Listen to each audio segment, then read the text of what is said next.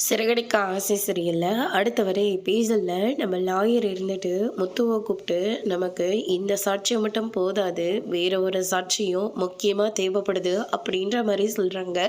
அதுக்கு அடுத்ததாக நம்ம மீனா இருந்துட்டு கிறிஷே இருக்கானே அப்படின்ற மாதிரி சொல்கிறாங்க.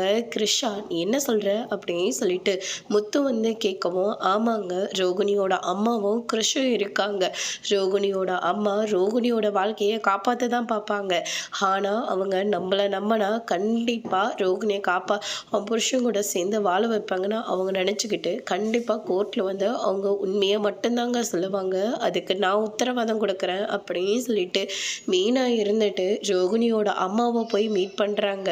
உங்ககிட்ட நான் ஒரு முக்கியமான ஒரு விஷயம் சொல்லணும். கோர்ட்டில் உண்மையை சொன்னால் கண்டிப்பாக நாங்களே டிவோர்ஸ் வேண்டான்னு சொல்லிட்டு ரோகிணியும் அவள் புருஷன் கூட சேர்த்து கூட நாங்கள் வாழ விடுவோம்.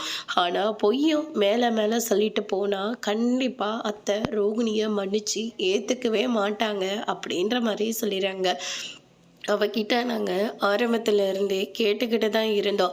தயவு செஞ்சு உண்மையை உன் புருஷங்கிட்டேயோ இல்லை உங்கள் வீட்டில் முத்து மீனாக்கிட்டேயோ யார்கிட்டையாவது சொல்லிவிடு.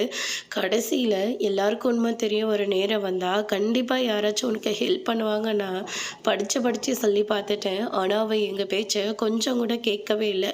தயவு செஞ்சு அவளை புருஷன் கூட சேர்த்து வாழ வைங்க. நான் அமைச்சு கொடுத்த வாழ்க்கை தான் அவளுக்கு நடக்காமல் போச்சு. உனக்கு எஞ்சு கேட்குற மீனா அப்படின்ற மாதிரி சொல்கிறாங்க. அதோட பிரேம முடிச்சிருக்காங்க.